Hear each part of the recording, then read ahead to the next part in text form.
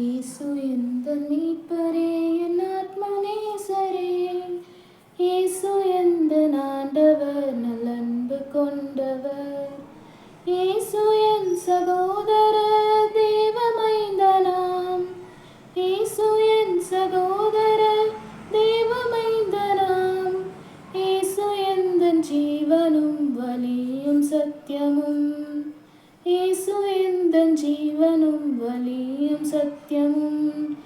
இன்று நான் இயேசுவே முழுமையாகவே உம்மிடம் என்னையே ஒப்படைக்கிறேன்.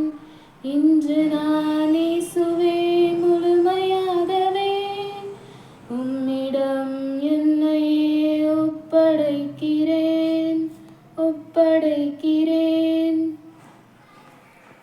பிதா, குமாரன், பரிசுத்தாவி நாமத்தினால் நம் அனைவருக்கும் கிருபையும் சமாதானம் உண்டாவதாக.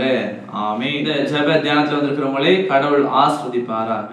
பெற்றோரோ அல்லது ஆசிரியரோ அல்லது நமக்கு மேலே இருப்பவர்களோ நம்மை கடிந்து கொள்வதற்கு காரணம் நம்முடைய தவறுகளை நாம் திருத்திக் கொள்ள வேண்டும்.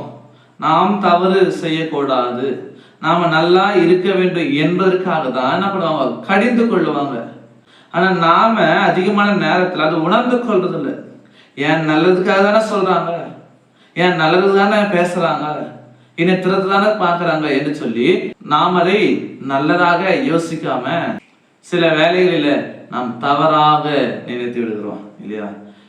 இப்போ சில நாட்களா நம்ம தமிழ்நாட்டுல தேர்ந்தெடுக்கிற பூத்துடைய பெயரை கொண்ட ஒரு மாவட்டத்துல ஒரு மாணவனா பண்றான், தன்னுடைய ஆசிரியத்துல தவறாக பேசுகிறான்.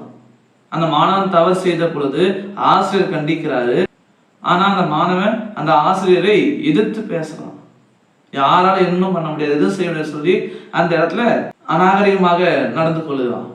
அந்த மாணவன் தான் இப்போ கடந்த வாரத்தில் நாம் பார்க்கும்போது ஒரு கொள்ளை சம்பவத்துல ஈடுபட்டு இருக்கிறான். அந்த கொள்ளை சம்பவத்துல ஈடுபட்டதுனால அவன் ஜெயிலுக்கு போயிருக்கிறான். இப்ப ரீசெண்டா இணையதளத்துல அந்த செய்தி அதிகமா பரவி கொண்டே வந்தது, நாமும் நிறைய பார்த்துருக்கிறோம். ஒருவேளை அந்த மாணவன் அன்றைக்கு அந்த ஆசிரியர் கண்டிக்கிற பொழுது அதை ஏற்றுக்கொண்டு அமைதியாக இருந்திருந்தா, அந்த கண்டிப்பை ஏற்றுக்கொண்டு அவன் தன்னை மாற்றிக்கொண்டிருந்தா, அவன் இன்றைக்கு கடந்த வாரத்துல சிறைச்சாலைக்கு போக வேண்டிய அவசியம் வந்திருக்காது.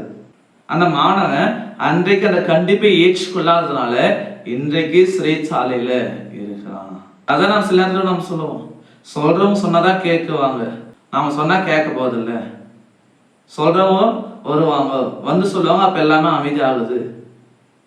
அப்ப அன்றைக்கு அந்த ஆசிரியர் சொல்லும் போது அதை ஏற்றுக்கொள்ளாத மாணவனை இன்றைக்கு சிறைச்சாலையில காவலர் என்ன பண்றாங்க, இதுக்கப்புறம் திருத்துவாங்க. அதை எந்த வழியில திருத்தணுமோ அவங்க செய்வாங்க. அப்போ நம்ம ஒரு தவறு செய்யும் போது அதை நம்ம யாரு கண்டிக்கிறாங்க, எதற்காக கண்டிக்கிறாங்க என்று சொல்லி நாம சிந்தித்து பார்க்க வேண்டும். பொதுவா எல்லாருமே நம்ம கெட்டு போக வேண்டும் என்று சொல்லி யாருமே யோசிக்க மாட்டாங்க. நம்ம நல்லா இருக்க வேண்டிய சொல்ல யோசிப்பாங்க. 100-2 பேர் தான் பண்ணுவாங்க அப்படி யோசிப்பாங்க. மீதம் 98% எல்லாம் பண்ணுவாங்க நன்மைக்கானதாக தான் இருக்கும். ஆனா நாம் அதை உணர்ந்து கொள்ளல.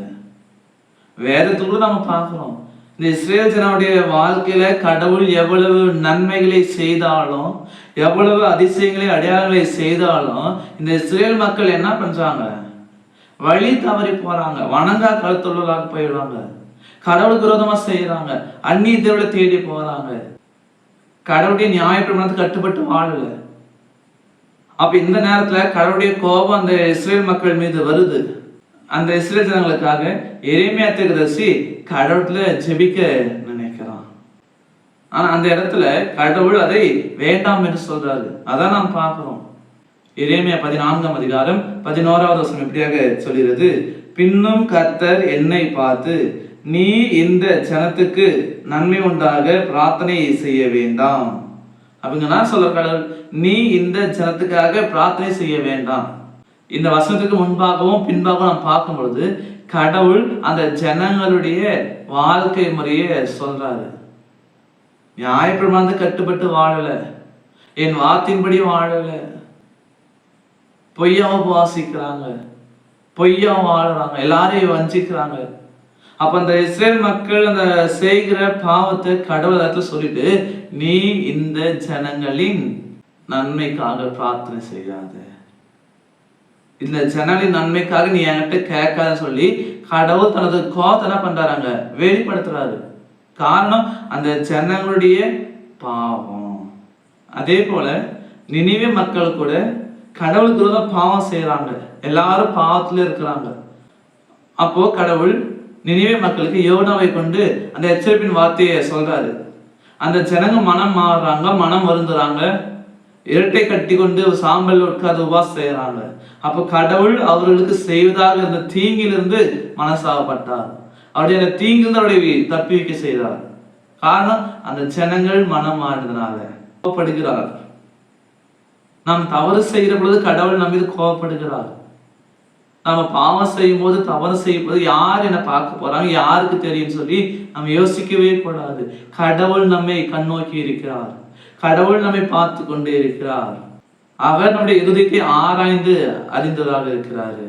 எனவே நாம கடவுளுடைய பார்வையில பரிசுத்தமாக வாழ வேண்டும், நீதிமானாக நாம் வாழ வேண்டும். நம்முடைய பாவங்களை நாம் அறிக்கையிட்டு விட்டுவிட வேண்டும். நாம் நம்முடைய பாவங்களை அறிக்கையிடுகிற பொழுது, நம்முடைய பாவங்களை அறிக்கையிட்டு விட்டுவிடுகிற பொழுது நம்முடைய பாவங்கள் மன்னிக்கப்படுகிறது. ஏனென்றால் நம்முடைய பாவங்களை மன்னிப்பதற்காக கடவுள் தமது குமாரனாகிய இயேசுவை அனுப்பினார். இயேசுவின் வழியாக, அவருடைய இரத்தத்தின் வழியாக, அவருடைய சரீரத்தின் வழியாக, அவருடைய மரணத்தின் வழியாக நம்முடைய பாவங்களை கடவுள் மன்னித்திருக்கிறார். அந்த கடவுளத்துல நாம் நம்முடைய பாவங்களை நாம் அறிக்கையிட வேண்டும். எனவே இந்த நேரத்துல இந்த ஜெப தியானத்துல கலந்து கொண்டிருக்கிற நாமும் கூட அந்த நினிவே மக்களை போல மனம் திருந்துவோம், மனம் மாறுவோம், பாவத்தை விட்டு விலகுவோம், கடவுளுடைய சமூகத்தில் நம்ம அமருவோம், அவருடைய வேதத்தை நாம் தியானிப்போம், அவருடைய வேதத்தின்படியாக நம்ம வாழுவோம். கடவுள் நம்முடைய பாவங்களை மன்னிக்கிறார். நம்முடைய பாவத்திற்குண்டான தண்டனையிலிருந்து, பாவத்தின் சம்பளமாகிய மரணத்திலிருந்து நம்மை காப்பாற்றுகிறார்.